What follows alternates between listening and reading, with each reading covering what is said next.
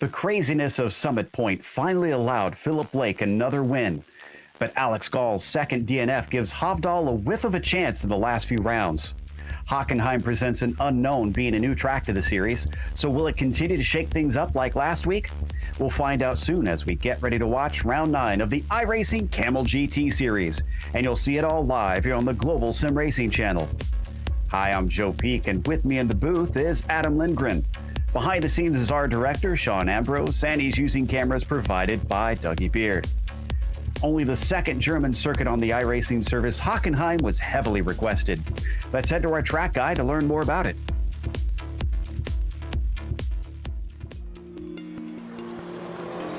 Welcome to Hockenheim. Located just an hour away from the border of France, this is a German track whose nature has changed drastically over its history. Once an eye-watering blast through long straights in the forest, it has since been truncated to its current format. With 6 different layouts ranging between 2.5 and 4.5 kilometers containing 13 to 16 turns, depending on which you choose, it's got something for just about every level of racing. This means it would fit everything from club cars up to Formula One. And that's perhaps what it's most well known for. One of the regular hosts for the German Grand Prix, it has been the scene of multiple dramatic moments, some triumphant, some tragic. Its redesign in the early 2000s gave it a few well-placed overtaking spots. The Parabolica entrance can create a good sneak attack, but even if you don't get it done there, the huge run towards the tight and slow Spitz curve is the place most well known for overtakes. If neither of those work, on rare occasions, Mercedes Corner can see drivers manage to pass one another. While the straights certainly aren't as long as the old version, it still requires a good deal of top speed to be competitive. But driver beware. Throttle control can often make or break your lap on the latter half of the circuit. All in all, German race fans can be assured to find great action no matter your tastes in racing at this fantastic venue.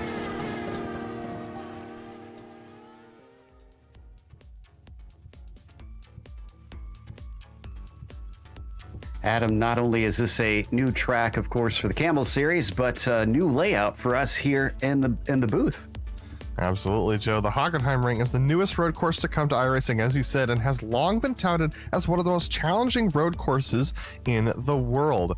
With one of the scariest turn ones in all of racing, the high-speed, high-downforce, narrow 2.72 mile or 4.38 kilometer 12-turn track will challenge both classes in extreme ways today. With short turtle curves outside the track surface on almost every corner exit, the Nissans will find it hard to keep the traction as they roar around this purpose-built track.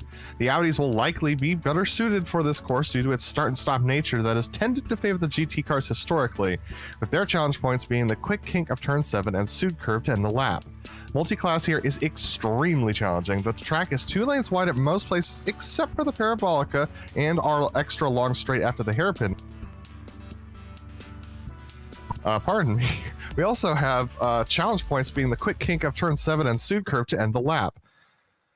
The best places to pass are into turn 2, down the Parabolica into the hairpin, and into Mobile 1 after the massive run from the hairpin that skips turn 7 and the Mercedes complex entirely. Though our championships may not be up in the air, Joe, this track will certainly test the skill and precision of our Kamel drivers today. No doubt about that. As we take a look at the championship as well, it's pretty spread apart up at the top of both of them. With the prototypes, though, it is closed down a little bit, but the drop weeks will help Alex Gall as he gets 2 of them, but those are both DNFs at this stage. The good news for him is he's won all but one that he's shown up to, other than that DNF that he had last week. And then, of course, we got Hovdal trying to chase him with Heitor Sintesguindo, Nick Bucanos in a very tight fight for the 3rd position. Both of them have been impressing with consistency this season, even if they haven't been as quick up at the very front. Jungbluth and Olsen tied for the 5th position as well. What about the GTOs? Well, to be honest, Joe, I don't think I've ever seen someone with this much of a lead at this point in the season. Yuka Lesko with 44 points up ahead of Reed Miller. Hugh Haycox didn't have the greatest of races last time, so he's still 22 points back of Reed Miller in that 3rd position. So 2nd place more or less locked in for Reed at this point. Albrecht Liebenau jumping himself up as well, up a couple positions to get himself into that 4th spot, and that's close between him and Ian Haycox, as well as Roman Pawlowski and Robin Happich, who are off your screen as well. So looking looking at fourth place to be fourth and fifth to be decent contention points towards the end of this season for the GTOs.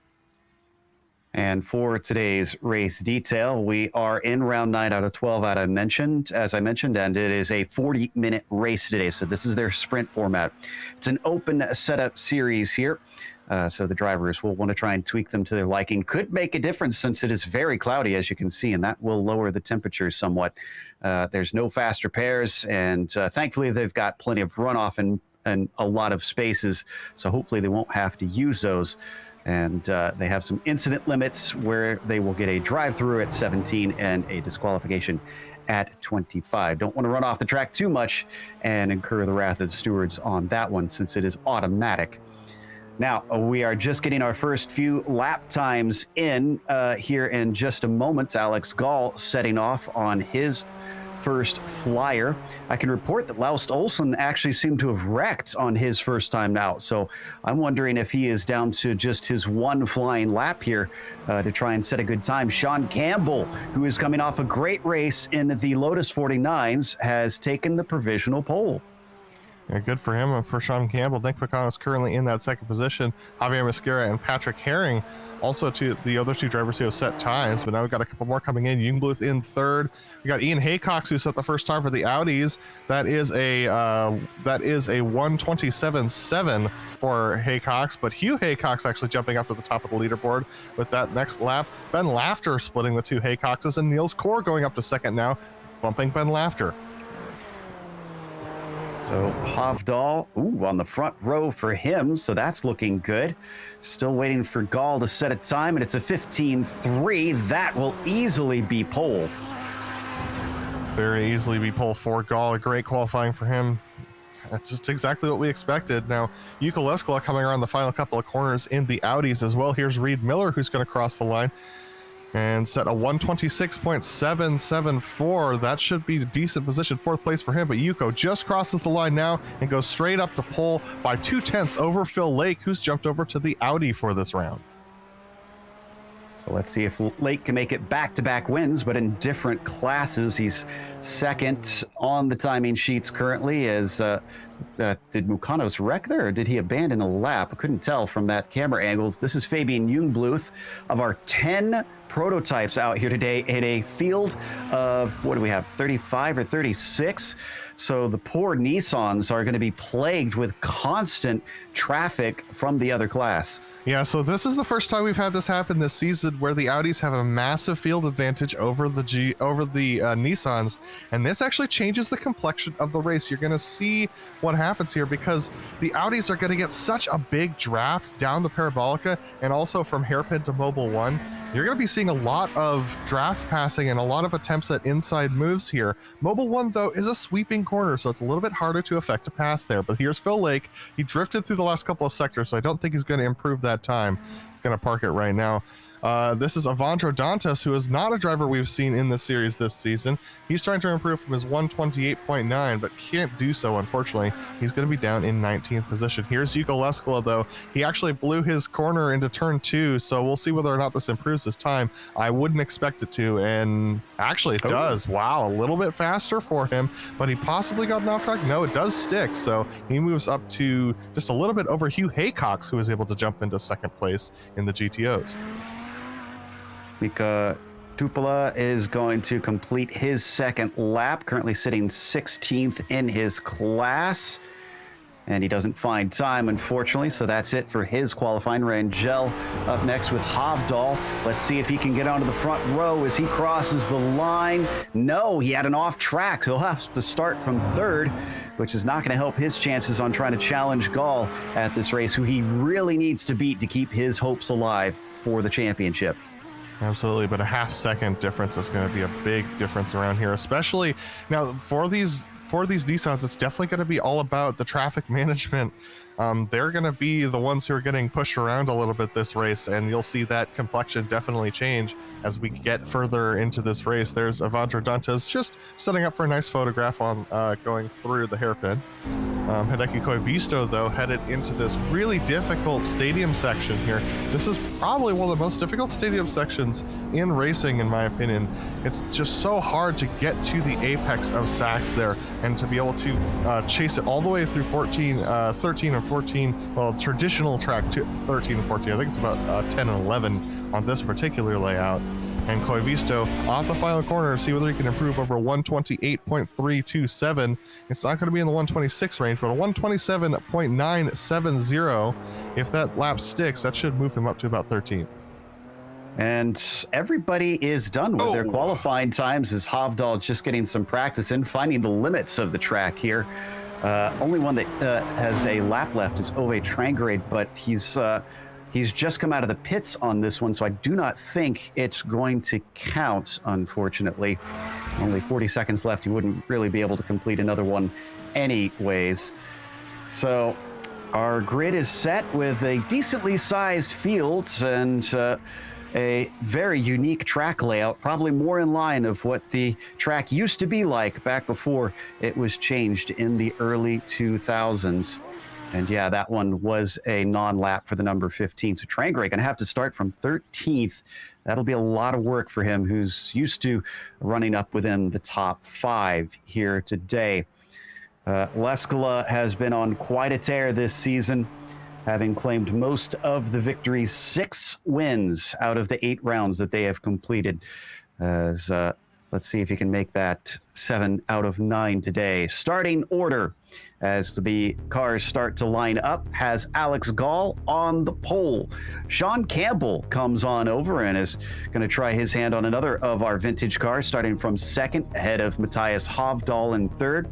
Nick Schneider with a great qualifying from P4. Laust Olsen recovered to 5th after messing up his outlap. Javier Mosquera will be 6th and Fabian Newbluth 7th. Last few is Nick Mukanos 8th, Patrick Herring in 9th, and Justin Barrera in 10th. All right, deep breath, everybody. Here we go. Yuko Leskala on pole for the Audis, with Hugh Haycox able to jump Phil Lake for 2nd place. Phil in 3rd, lining up next to Niels Core in 4th position. Reed Miller, Mr. Consistency, starting 5th as usual for him, with Mick Claridge, a decent qualifying for him, starting off in 6th. Ben Laughter a little further back than he'd like to be, in 7th position, just ahead of Andrew Garjeric in the 8th spot. Andre Schumacher starting off in 9th with Ian Haycox. Not a great qualifying for him. It ended up being his 2nd lap, did not count, puts him in 10th spot for the Audis. Rob Olnick's going to start off in 11th, with Pablo Rangel starting off in 12th. Ove Trangrade, once again, not a good qualifying for him, in 13th, but Jamie Hamel-Smith 14th, and Rafael de Souza Montero starting off in 15th. Mika Tupelo is going to start for 16th today, with Hideki Koivisto back in 17th. That'll be a good battle with themselves and Brian Shanahan. Avandra Dantas, we'll see how he runs today in his first Camel race on broadcast, in the 19th position, with Oren Laskin in 20th. Paul Duke's going to start off 21st, with Daniel Phillips, Xaver Berleb, Margot Sarna, and Nicholas Vincent rounding out your 25-car Audi field, and 35 cars for the race today, Joe.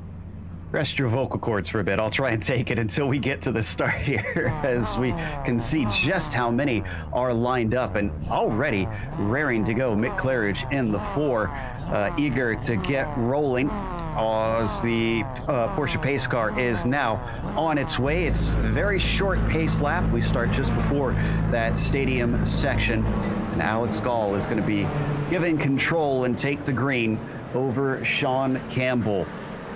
So what kind of racing will we see today, especially in these very cold conditions? Only 64 degrees Fahrenheit on the track surface. So getting those tires up to temperature, especially with very few corners to start the lap off, is going to be quite interesting to watch. So out of the south curve, Porsche pace car is now on the lane. Alex Gall waiting patiently, looking for the green. And it's out. He gets a fantastic jump. Nick Schneider might be able to take it 3 wide. No, he's going to back out of it. Down to the inside. Hovdal could have something on Sean Campbell. No, he's deep into the corner. Schneider is really good around the outside. He's going to challenge for third, but we got to go back to the GTOs. Fantastic jump for Hugh Haycox, who tried to challenge Yuko Leskola into turn 1, but side by side between Niels Kor and Reed Miller, as Phil Lake didn't start the race, unfortunately. He looks like he's out of the session. Reed Miller and Niels Kor really battling side by side as they go to the corner. Turn 2 for third position, but looks like Yuko Leskola over Hugh Haycox, Niels Kor, Reed Miller, Ben Laughter side by side now with Mick Claridge as they head down the Parabolica.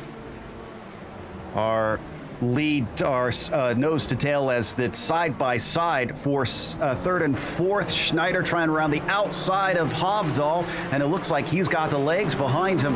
You can see Olsen managed to overtake Jungbluth as well. I can report that Lake had an internet connection issue. He has come back in, but he's going to be starting a lap or multiple laps down.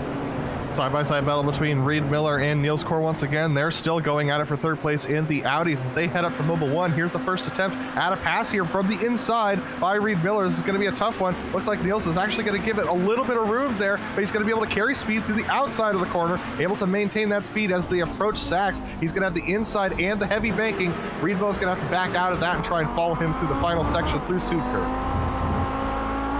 So they finally get that settled out. Kor still in third position, but that certainly gave some wiggle room to Hugh Haycox and Yuko Leskola.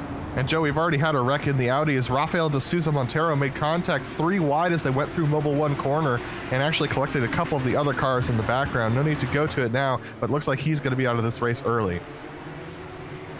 Having some big problems with Warren Laskin, who's having connection issues. He's blinking heavily. But let's take a look at our leaders, because Sean Campbell is giving Alex Gall a run for his money. Now, he didn't attack down into the Spitzkehre, but he is only 3/10 behind. He's going to get a nice little tow here coming down to Mobile 1. We're seeing some defense from Gall, obviously feeling under threat, but not going to try and go side by side into that corner. Sean Campbell backs out, goes for the exit, and then doesn't have the run big enough coming into the Sachs curve. Yeah, Joe, this new layout seems to definitely be helping the passing for sure. It's putting Alex Gall under pressure. It means he has less corners to really pull away for Sean Campbell. Sean Campbell, though, running a little bit wide as he goes through what is normally turn 15, out through Sud curve, and now Alex Gall with a decent gap, but Sean Campbell looks like he's got that thing trimmed out pretty well.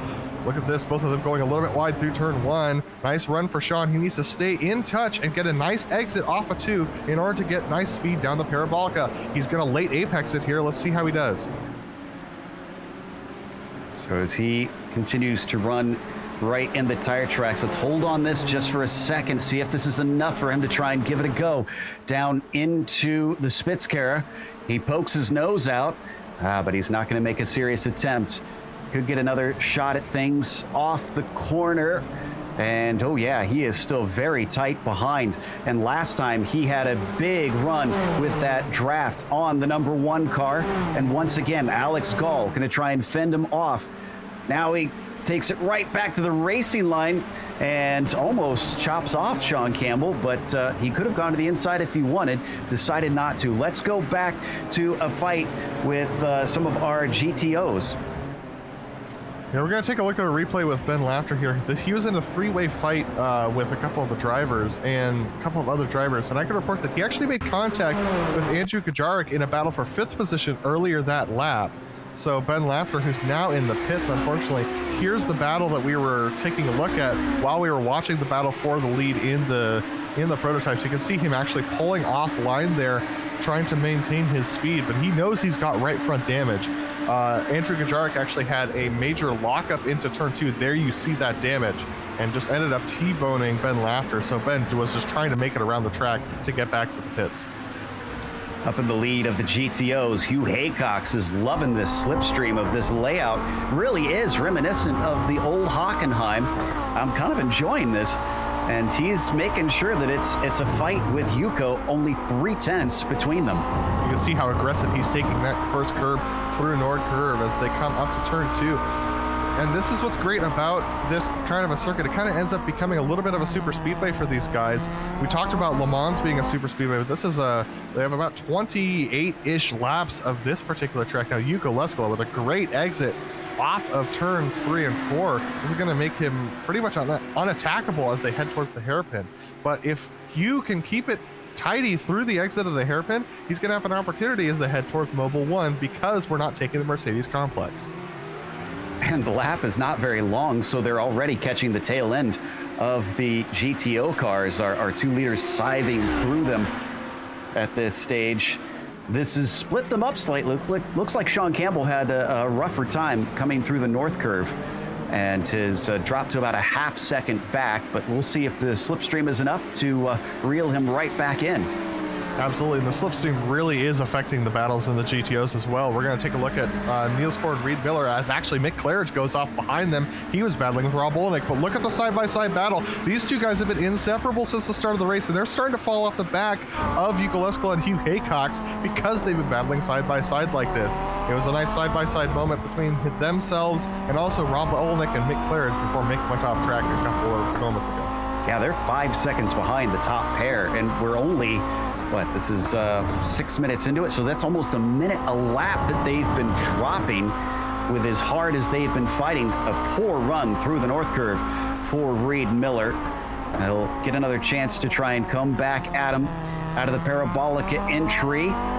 And ooh, it was a very good exit for Core. Can he actually break the slipstream here? We need to go to the lead of the GTOs, the GTPs though. Sean Campbell and Alex Gall. Alex almost had a horrible moment going through the final corner as they were trying to navigate around Xavier Berlev, but look at how much speed he gets through turn 1. Great job to maintain that position. I thought Sean Campbell was going to send it up the inside there. Yeah, that makes you wonder with how good Campbell is through some of these corners. Even if Sean gets by him, is it going to be an easy pass for Alex to just retake the lead? Absolutely. So as these drivers are now approaching some of the back of the GTOs, unfortunately, it looks like Hockenheim a little bit harder on the drivers than was to be expected today. But look at this. Alex Gall getting held up on the exit. This is Sean Campbell's opportunity. He goes to the outside. He's going to have to come tuck back in behind Gall as they go around Brian Shanahan, but he's got an opportunity. If he takes the inside now, though, he's not going to have an opportunity as they go into Mobile 1 because of the Audis. This is what we talked about. This is what's going to be affecting these drivers today. Gall's going to get cut off as they take Mobile 1 corner. This gives an opportunity for Sean Campbell. Remember, all these drivers are navigating this multi-class for the first time. We've never raced here before in the Camel Series, so it's a learning experience for everybody. They got through clean. Campbell, I'm surprised he didn't make a more aggressive move trying to take the lead away. We got to once again take a look at Leskola and Haycox because they also get the slipstream fight erupting once again through the Parabolica down Skara. And Yuko is almost half covering him off, but not truly. A lockup in front of them with one of the lapped GTOs, Vincent. He could play a part in this. Another bite of the apple as they once again fly down towards Mobile 1. Absolutely, and I think looking at this, Hugh Haycox doesn't look like he's intent on passing Yuka Leskola right now. You can see him just kind of moseying on up to the back. Here he comes. He's going to back off just a little bit. I think he realizes that the draft is going to keep him in touch with Yuka Leskola as they continue to run, and so he can just wait until the last lap and effect the pass. Ooh, getting a little awkward through here. Thankfully now pulling off to the side. Hugh almost got into the back of Leskola a couple times through the Sachs curve. So onto the front straight they go once again. Oh. And yeah, are you looking at the leaders in the GTPs? Yeah, it's very close between them as well, Joe. Yeah, that was down to 1/10 of a second. But yet again, Sean Campbell not able to get through. Oh my goodness, this is an absolute train of GT cars. And this actually might split them up more so because Koivisto had to take the apex there, and Campbell has to sit patiently behind. Up next is Ian Haycox. They're going to get through there. Look even at this. More of them. Oh, dear Lord. Complete mob. And Joe, this is exactly what I was talking about. Whenever a class in the Camel Series has the massive... Oh, that's contact! Front-end contact for Alex Gall. If that damages his aerodynamics, this could really hurt Sean Campbell. They're going to split Andre Schumacher as they go roaring by. Sean Campbell, I think he thinks it's a little bit too risky to try and make a pass, but if Alex Gall keeps taking those risks and losing the front-end downforce, let's see whether Sean's going to take it up the inside of the hairpin. Here we go.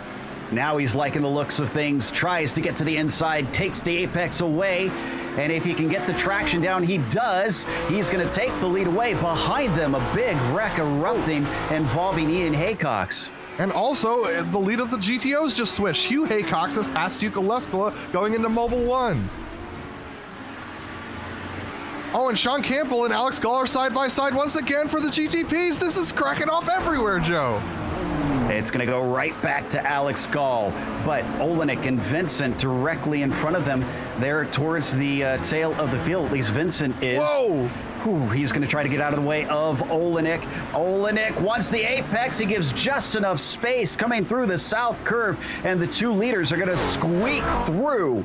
But it splits them up, at least for the time being. They get a tiny little breather before they come upon Reed Miller and Niels Core fighting for third. Absolute insanity around here, and this is just the best that is going to be the Camel Series around Hockenheim. Here's Reed Miller and Niels Core as they are battling just up ahead of our leaders. Alex Gall's risk that he took through the final, through Sud Curve on Rob Olenek actually has given him enough of a gap that he's pulled out of the slipstream of Sean Campbell. So this is a fantastic move that Alex Gall took to try and break that gap, but he's going to get held up here a little bit through the hairpin. Sean Campbell has got that hairpin nailed down, has a good exit there, but let's see whether or not Reed Miller's going to challenge Niels Core, because that could really upset Gall. Ooh, is Gall going to try and get by both of them? He's got the top end speed. It looks like he's going to be able to get through. Can he put both of them between himself and his rival? He does. Brilliant stuff from Alex Gall, and yet more time lost for poor Sean Campbell. And Sean Campbell decided he wanted to try and take the inside of Sachs, and that's actually going to make it so that he's got held up even more. So now it's a 2-second gap between Campbell and Gall. Wow, just a couple of moves there is going to make all the difference. This actually brought Schneider closer to Campbell than Campbell is to Gall now. So this has become a battle for second more so than a battle for the lead. 2 seconds between Sean and Nicholas. And Nick could find himself getting back in the hunt if this continues. There's fantastic battles all over the track, but one that I'm watching is between Laust Olsen, Fabian Jungbluth, and Nick McConnell for 5th position in the GTPs as well. These guys have all been tucked in together, form a lot of this race. Nick McConnell's having a decent race. He's moved up 1 position over Javier Mosquera since the beginning. So has Fabian Jungbluth. Mosquera not having a great race down in 8th.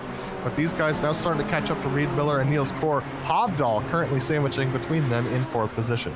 This is a bit surprising to me, though. Mukanos usually running up in the top 5. He's in 7th and having a hard time trying to keep up with these two. Let's see if he can maybe run a better second half of this race as he continues to trail them. They're approaching Miller and Core up to the Mobile 1 curve. They're definitely going to reach them here in the stadium section. Will this play a part? It definitely will. Laust Olsen gets held up on the exit of Mobile 1. Now as we go through the stadium section through Sachs, this is going to be complicated.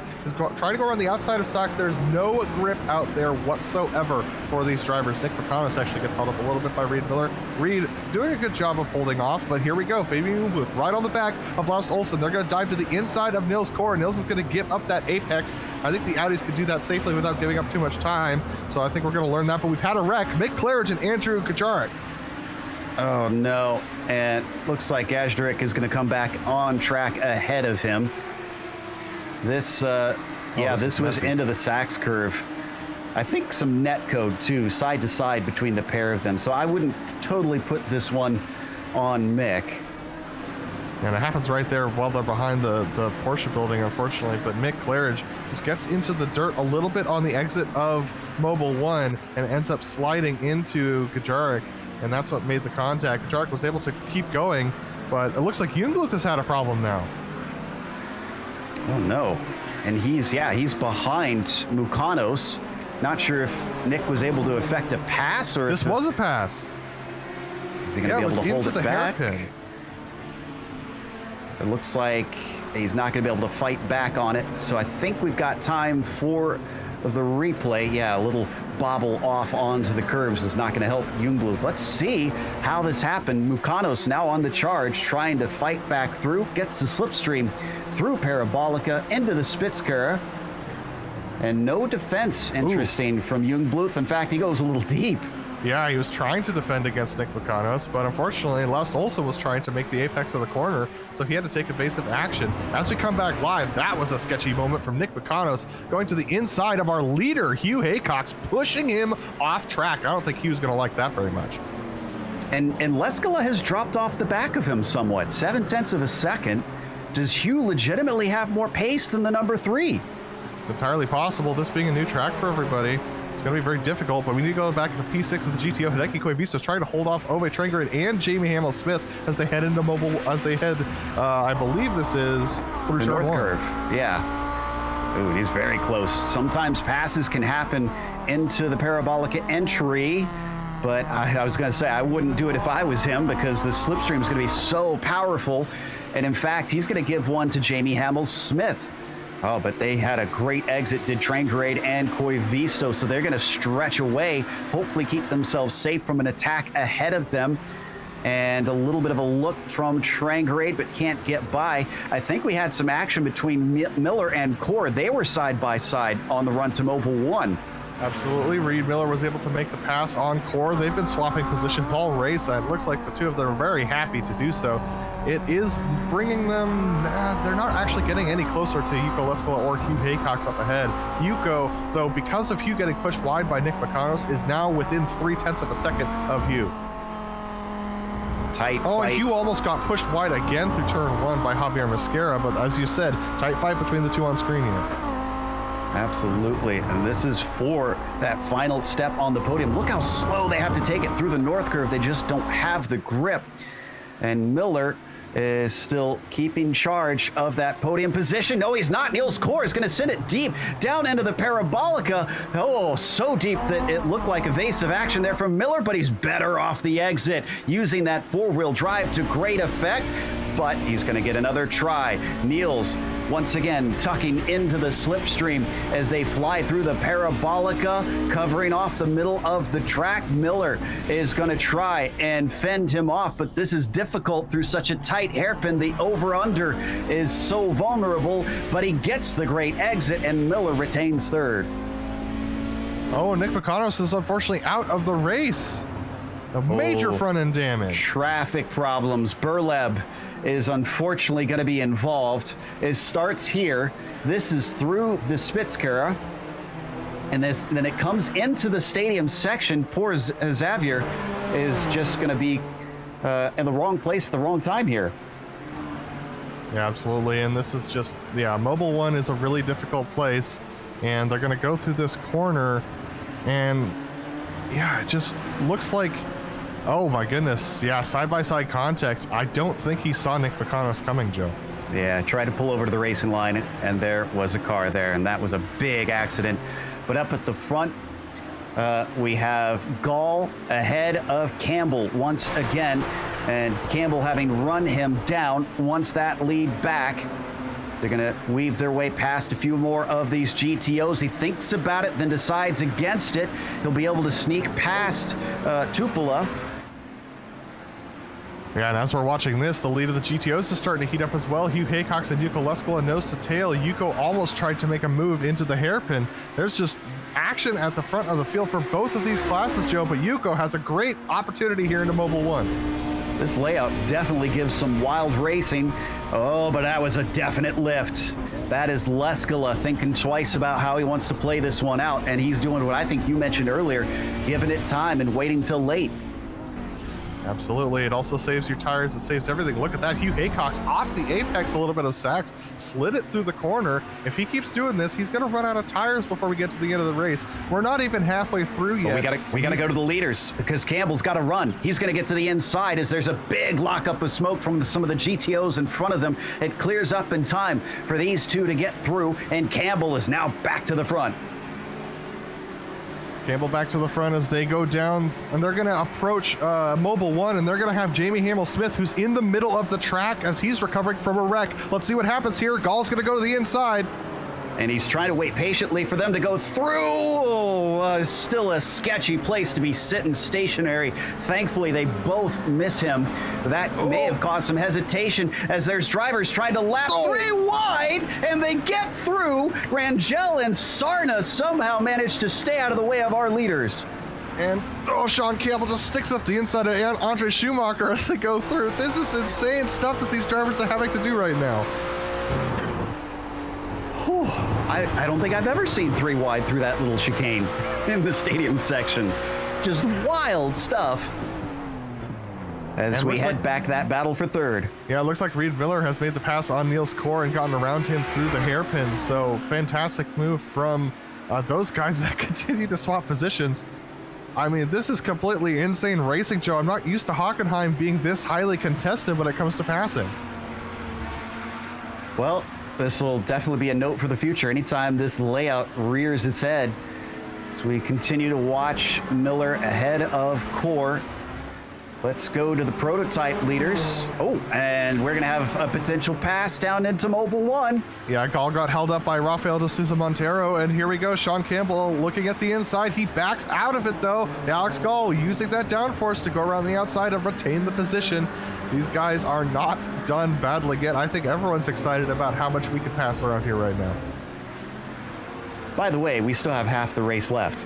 So, oh man, if the last half is like the first half, I'm not sure if we'll have any breath left after this thing. Little hold up once again through the south curve for Alex Gall, trying to go past Gashderik. And he's going to find yet more traffic. Trangarade in front of him, stays off to the left side. That produced still a great run for Sean Campbell. And he's not going to attempt it. Oh, unfortunately, pinched down to the apex there. Alex Gall finds himself unable to take advantage of things. Neither did Sean Campbell. Down towards the Spitzker one more time, and Campbell is going to have to regain a little ground. Absolutely, Campbell will be able to do that going into the hairpin if Alex Gall decides to be conservative on his brakes. Now remember, there is that brake fade in the GTPs that they have to worry about. Look at this. And here they go. We've got Yuka Leskala and Hugh Haycock still. Oh, Hugh Haycock's getting a little bit held up through the final corner, through Sud Curve. And, oh my goodness. So as they pull away, we got to go back to the lead of the GTPs because Sean Campbell almost made a move once again on Alex Gall into Mobile 1. Everything's just cracking on. Absolutely. We're on board still with Leskala. That pass was not made by Campbell. He's still behind. Let's stay here in case this is a good exit. Looks decent. I think he's going to get a run. The question is, does he take it? Does he attack?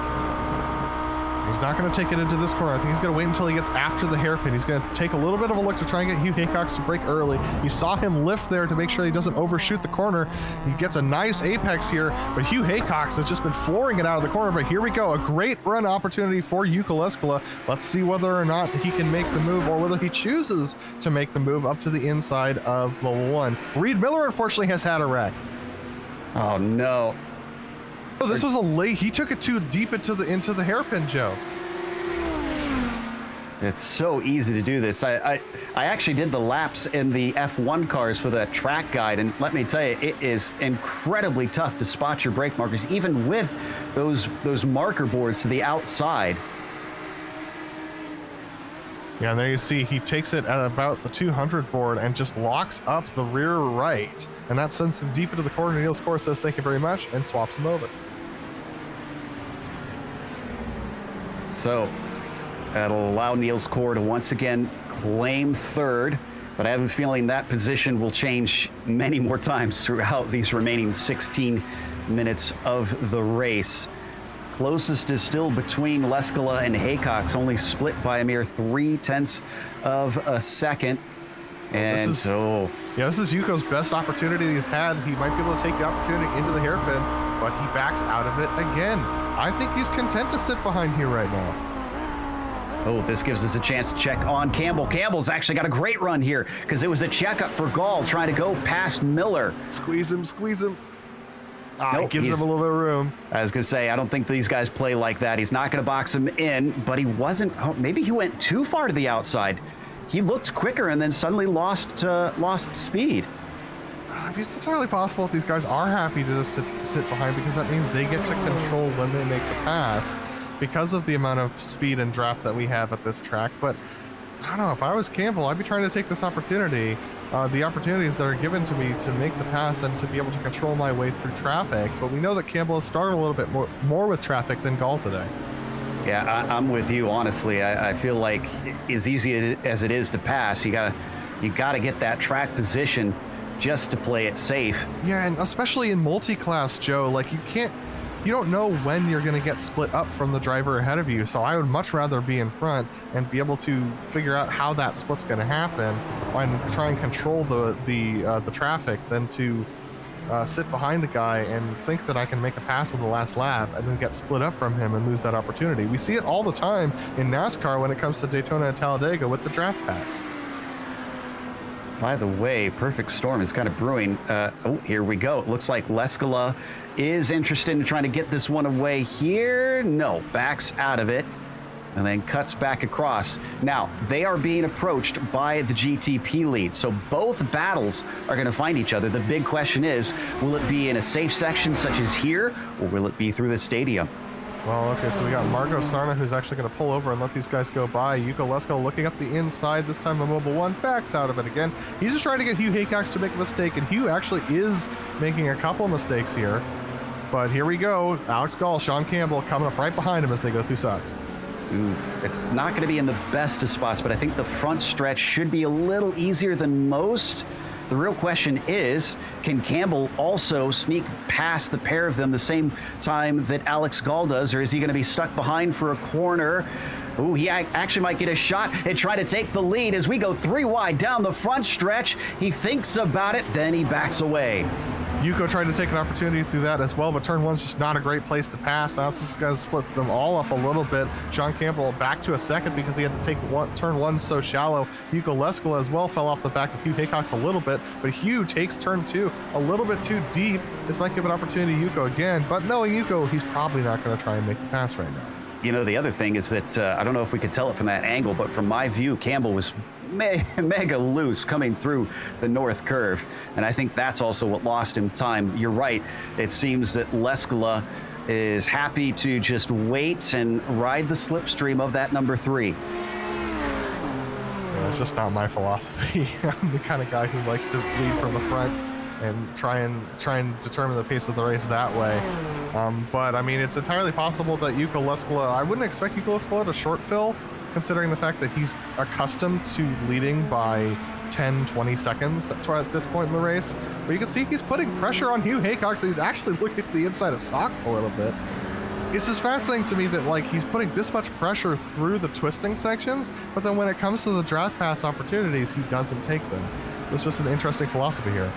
Well, you know, I think it makes sense to me because he's not losing much by riding this close to him. All he's doing is making Haycox have to nervously watch his mirrors and be unsure when he'll actually make the move. So this is clever psychologically. Absolutely, and putting that pressure on Hugh. I mean, Hugh's not that much of a leader. Actually, we might have a pass for the GTP lead as Alex Gall got held up by a blinking Oren Lask and Sean Campbell up the inside. He's going to look at it towards the hairpin. Is Sean going to commit to this, or is he going to try and follow Gall through? He's going to commit. Look at that Gall, though, so deep into the corner, still side by side as they go through. Sean Campbell's going to get that job done. Alex Gall, not with the greatest of exits, but still close enough. They've got Evandro Dantes up ahead of them. That might cause them trouble as they head into Mobile 1. Ooh, and now Campbell having some issues with his connection too. A little bit of blinking. Both of them deep into there. Thankfully, Dantes is able to be aware of the situation, give them both the inside. Nils Core and Reed Miller side by side as they go through the hairpin now. Nils Core with a fantastic exit though, because he was able to take a little bit wider through the corner. But Reed Miller with a great opportunity. We've seen this happen before, so let's see whether or not he takes it. Nils Core just not very good on the shifts right now, and Reed Miller just blowing by him on the inside, but it's such a difficult corner to take that. Oh, almost contact as they go through Mobile 1 into Sachs. It's going to be Nils Core still ahead. Long way around, and Nils Core is able to defend. That was gutsy stuff. Oh, Yuko Leskala's going for the pass in turn 1. Yuko Leskala just made the pass for the lead of the race into turn 1. What an unexpected place to do it. Yeah, I definitely didn't think that that's where we would see it. We're going to take another look at it very shortly here. Looks like it was a bad exit out of the final corner for Hugh Haycox, and that's why Yuko took that opportunity. Or maybe he thought, you know, now or never. If he slows too much, it really will be pointless. Is he going to give it right back, or is Haycox even going to try and take it back? No, he's going to sit behind. They're going to be somewhat interrupted, unfortunately, by Laust Olsen. Olsen finally able to get through. That was actually a good move from Hugh Haycox to back off because he knew that Laust Olsen was going to be the inside of Leskala. And it would have been a good opportunity to try and block Leskala in there, but unfortunately couldn't quite get the exit. Now they got Paul Duke, who's going to be in the apex of Mobile 1. This is a lapped GTO, and this is actually going to hold up Yuko just a little bit. Unfortunately, Hugh Haycox got no opportunity to take advantage of that. I can report that Sean Campbell has actually done a little bit better in traffic. He's pulled about a 1.5 seconds on Gall right now. This is now the closest battle for the lead. Yeah, apologies to the rest of the field. I know we've been covering these two battles a lot, but again, with it being for P1, it's hard to take our eyes off of it and look at anything else. Down into the North Curve this time, Haycock's not going to try and return the favor. Yeah, that was a nice line there through one from Yuko Leskala and Hugh Haycox, both of them taking just enough curve to get going. It looks like Rafael de Sousa Montero has had himself a spin. We don't have to go to it. Looks like it's a single incident, but Hugh Haycox with a great opportunity here. They've got Fabian Hugluth that's going to be looking up the inside. He's actually going to have to split these two guys. I think Hugluth is going to be very grumpy about this particular incident. Yeah, he's losing a lot of time there. And he'll get a better shot here coming off of the Spitzkara down to the stretch towards Mobile 1 curve. He should be much faster, so hopefully this will allow them to be left alone by that GTP. Yeah, here he goes. Yeah, well, he's not that much faster because these GTOs get quite quick, but I don't think he's going to let Yuko take the apex of Mobile 1 here. He actually dives it in deep, able to get through. Yuko Leskala starting to pull away a little bit from Haycox. He looks a little bit more comfortable on the brakes. Haycox with a lot of rearward brake bias, and he's sliding those front tires through the corner a little bit now. Let's keep the cameras here, but just as a heads up, Core and Miller spread apart a little bit. I think they may be coming back together soon because it looks like the slipstream is going to bring them together again. But that battle for third has fallen 17, almost 18 seconds behind this battle for the lead that we're watching currently. And speaking of battles for the lead, Joe, Alex Gall and Sean Campbell completely separated now. Alex Gall has not had a good way of traffic going through the high-speed turns like turn 1 and also through Mobile 1. He got held up twice on the last lap, which has made it 2.3 seconds behind Sean Campbell now. And what's interesting is this will be a back-to-back wins potentially for Campbell, having won in the Lotus 49s. Now, Leskala saw Haycock show himself in the mirrors, both of them locking up down into the Spitzkara. But Haycox did not actually attempt to pass, just kind of moved over to the side. Absolutely, and Haycox actually locked himself up. He's got that rear brake bias in. He's just losing the rear end as he goes into these hard braking zones. If he tries to make a pass on Yuko, Yuko's got to be careful because I'm not sure whether Hugh will be able to blow it up in time. Yuko might have to do a little bit of wreck avoidance if Hugh decides to take it deep into the hairpin at any point. But you can see how close they are. Ooh, Hugh, that was a little bit of a cut course. I wonder whether he's going to get a penalty for this. He's staying on it like he's not. Let's see what happens here. He gets a bad exit through the final corner. Almost goes off track there. Just couldn't get the car rotated through said curve. Yeah, that thing fell back in a hurry, which will be good news for Leskala. If he sees that, he'll know where he can keep himself safe. They're going to get Justin Barrera coming through 9th of our GTPs. Last one running since we've only lost a single prototype. That is Nick Lucanos, who we saw wreck early in the race. And he might actually split them apart here. I think he will. Justin's going to go to the inside of Hugh. This is bad for Hugh because the Audis actually have a much better exit from the hairpin than the GTPs. He's going to try and swap it up as Yuko Leskala actually locks up the front tires. He goes quite deep. This is going to close Hugh back up to Yuko just a little bit here. Yeah, that is not helping out the situation. And you can see the Audis are quite quick as they go through that corner. And oh my goodness, Hugh Haycock's getting held up a little bit there as they go through Mobile 1. But here we go. Reed Miller and Niels Core once again, almost side by side as they head towards Mobile 1 themselves.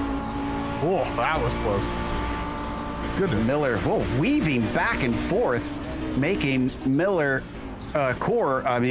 guess which side he's going to take. In the end, Miller doesn't actually attack, but that was unusual. Never seen a driver drift like that and not make sudden jukes. Oh, and Campbell's had a problem. Oh no. Sean Campbell. It was a self-spin. It was through Mobile 1. He gets on the inside curbing and it upsets the car. He was just on the limit of grip, Joe. What a heartbreak for Sean Campbell. And this was such a good race from him. Oh, lead of the GTOs, Joe. Hugh Haycox is going to go for the move up the inside of the hairpin. Side by side down into the Spitzker. Both of them locking up. As, wheel spin for Hugh Haycox is going to deny him, but he'll get a little bit of the slipstream yet again, so it's not over. Yuko Leskala only half-heartedly defends, and wow, this is almost looking easy in the first part. He'll fight now as they break down to the corner. He'll get the inside into the Sachs curve. Will this allow him to take it back? Yes, indeed. In F1, Hugh Haycox would have gone straight to the outside curve and just pushed Yuko off, but that's not how these guys drive. They give each other room, so Hugh Haycox and Yuko Leskala still nose to tail here. Yuko, though, the car looking very upset. This is Mika Tupola just hanging out at the pit entry, taking a watch on everyone going through the final corner. It's still side by side between Reed Miller and Niels Kor behind they these made contact. Two, the two of them came together, and Miller's trying to save the car. He's off track, trying to catch it. He might get a cut course penalty himself in that exchange. Oh, and we've had Hugh Haycox go long in turn 2 as well, so tons of things cracking off here. Hugh's now about a second and a half to 2 seconds behind Yuko. And Miller did have to take a slowdown penalty from that one. So if we do a replay, we could actually catch both here. Miller's happened first, contact with him and Kor, and then Leskala immediately after with Haycox. This is where it started to kick off. Yeah, this was through Sachs, and unfortunately Reed Miller just tried to get the exit of Sachs, and look at him go off-road, taking that thing back to its rally pedigree, and then Reed Miller has to take this cut course penalty, and as that's happening, Hugh Haycox is going deep in turn 2. There's the last of the incident with Hugh Haycox as we come back live, and Hugh Haycox is 2 seconds behind Leskala at a critical moment. This is where he wanted to be, tucked up underneath the rear wing of that number 2. Yeah, so unfortunately for these guys, that's gonna more or less break up that battle for the lead. Now, Hugh is definitely faster on raw race pace than Yuko Leskala most laps, but look at that front end damage he has. I think he made contact with Yuko going through that turn 1 when as he went wide, so I think that's why he's got that front end damage now, and that front end damage could spell the end of his challenge for Yuko Leskala. He was doing such a good job, Joe, both him and Sean Campbell, at challenging our championship leaders. 2 laps to go for the prototypes. It's questionable on if they will catch these two, because there you see Gall is coming out of the Parabolica entry, and we were just watching Leskala and Haycox fly through the Parabolica proper, where Gall is now. So let's see. It's an 8-second difference on lap time between the 2 classes. I think he'll get them, but it'll be tight.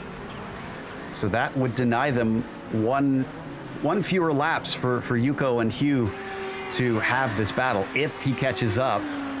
There's the wide shot. Can't quite see them yet, at least from this angle. Yeah, I think he's going to get him, Joe, but it'll be right towards the end of the lap as he's going into Mobile 1. Yuko Leskala's about 6 seconds ahead of Alex Gall on track. So it's going to be close.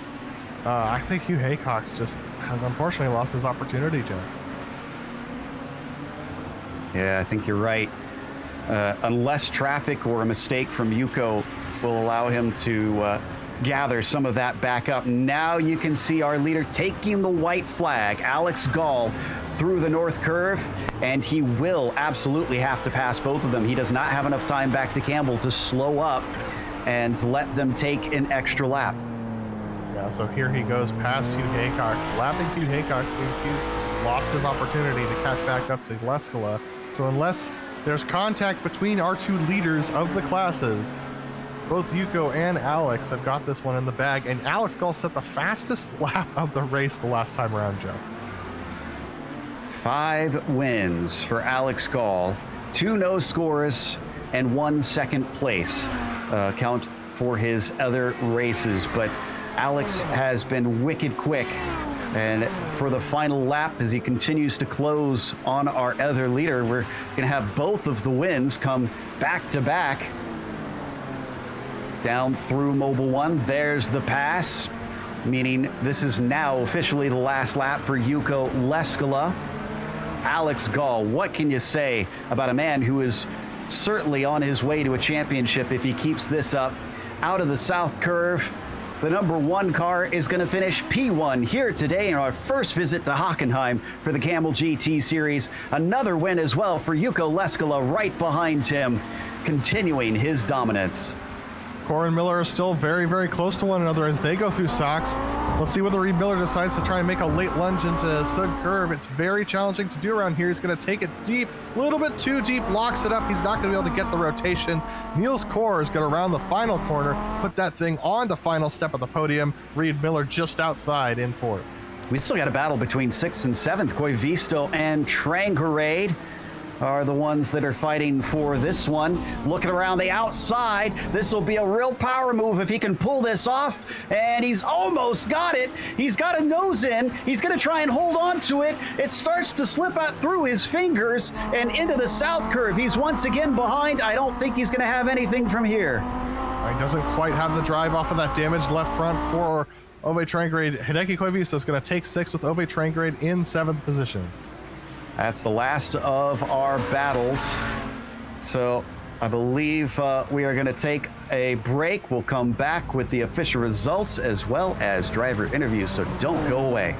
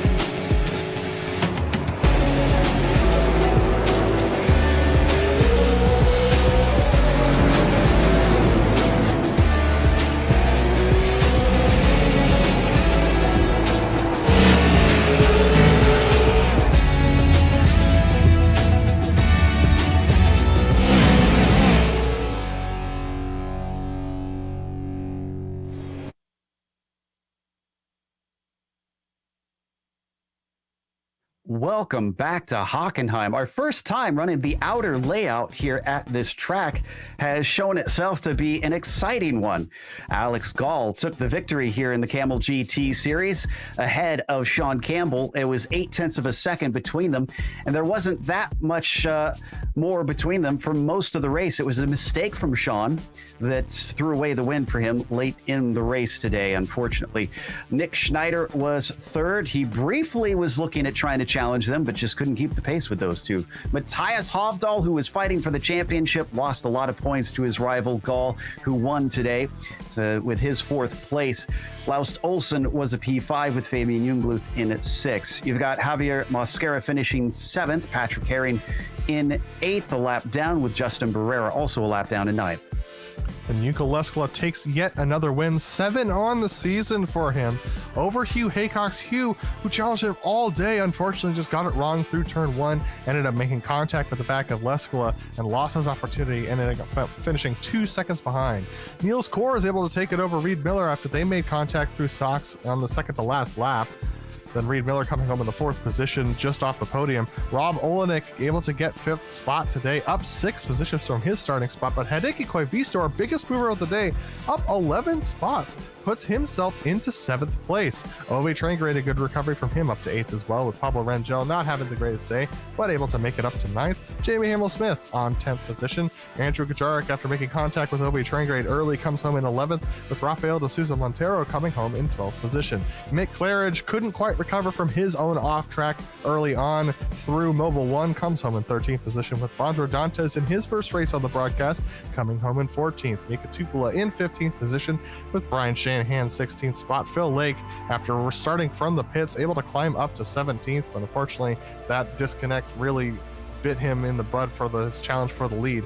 Paul Duke coming home in 18th position. Margot Sarna is our last driver who was able to complete the race, with Nicholas Vincent, Oren Laskin, Andre Schumacher, Nick Bakanos, Ian Haycox, Xaver Berleb, Ben Lafter, and Daniel Phillips, your DNFs today.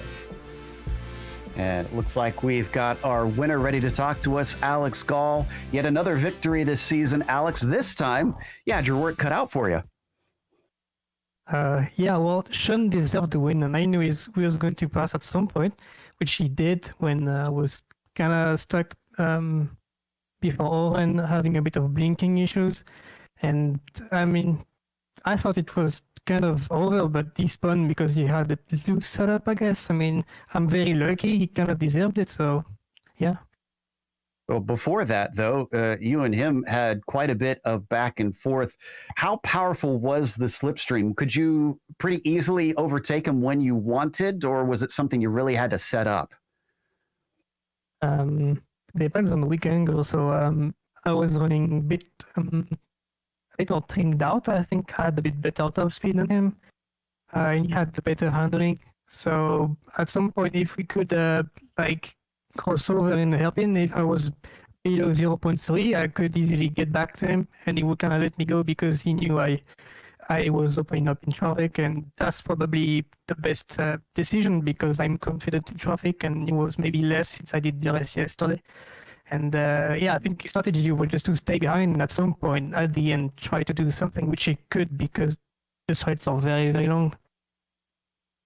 Well, this is our first time covering a race at this outer layout. What are your thoughts on this version? Because for us, it felt like the old Hockenheim a bit. I don't know. I would say it's pretty good because the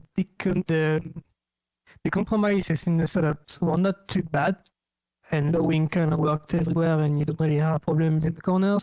But I really don't like short races, so I really dislike this layout. I mean, even without the chicane, the outer layout, even without this, it's still a low wing setup, so I would still be annoyed that anyway. Well, hopefully next round will be a little bit more fun for you. Congratulations on the win, and hope to get to talk to you some more. Thanks, guys. That was Alex Gall, victor in the prototypes. Up next in the GTOs, Adam is caught up with Hugh Haycox, P2. Yeah, Hugh, unfortunately, just coming home just shy of the win today. But talk to me about that moment through turn 2. Did you just miss your braking point, or was Yuko juking you a little bit? No, exactly that. I just missed my braking point. I was focused on the 100 board where I should have been on the 150. It was just a really dumb mistake. Luckily, Yuko saw me coming, I guess. Absolutely, but throughout the race, a nice battle between yourself and Yuka Leskala. How was it battling up there with him throughout this race? I mean, we know that how fast he is, and you were able to keep right with him. Was it the draft capabilities with the Parabolica, the long run from the hairpin today, or do you think you had the pace on him all day? I think our paces were pretty similar. I mean, I'm not sure how much he was pushing when he was behind me. that second half of the race. But, I didn't feel like I was holding him up that much. But in yesterday's race, last night's practice race, I was on pace, just under the pace of Phil Lake, who I guess got disconnected. I'm not sure. Kind of disappeared off the grid. But I think it would have been a three-way fight with S3 if he didn't disconnect. Yeah, absolutely. He did unfortunately have a disconnect early before the race. But talk to me about the traffic today, Hugh. This is a new track to everybody and a new track to the series. So with the Audis having another 15 cars over the Nissans throughout this race, how did the Nissan traffic affect you guys when you were battling for the lead? It wasn't that bad. It could have been a lot worse. There was a couple hairy moments, once through turn 1 and a couple through last. But they've got to get around this. We can't just turn in on them. It's everyone's having their own race. You gotta respect the lines and stuff, which all the top GTP guys do perfectly, I find. Absolutely. Well, Hugh, a fantastic race for you today. And before we let you go, is there anyone you want to thank for your second place today? No, not particularly. I mean, thank you guys for putting the broadcast on. It's always nice to rewatch the race, especially when it's a good one. So thank you guys, I guess. Well, I think you're going to enjoy the show today. It was quite eventful, absolutely. All right, Joe, back to you. And that looks like that'll wrap up our interviews for this afternoon. So we want to give a big thank you to the Kamel GT drivers for bringing us another season of great coverage. And of course, thanks to the companies that provide the software and hardware for our broadcasts listed here on your screen. Additional thanks go to June Lalonde, who provides our wonderful music. See the screen for how to get a hold of more of her great work. And thanks to the team today, Adam, Sean, and Dougie. If you'd like to find out more about GSRC, including upcoming races, you can find it at globalsimracingchannel.com. Also, check out our social media. We've got our outlets listed at the bottom of the screen. And if you'd like to support us, check out our merchandise store. It's simply simracingmerch.com/GSRC. We keep a link in the description below. Don't forget to subscribe to our YouTube channel so you don't miss a moment. And the next race will be Watkins Glen, Saturday, May 22nd at 1 p.m. Eastern, a little bit more traditional for this group.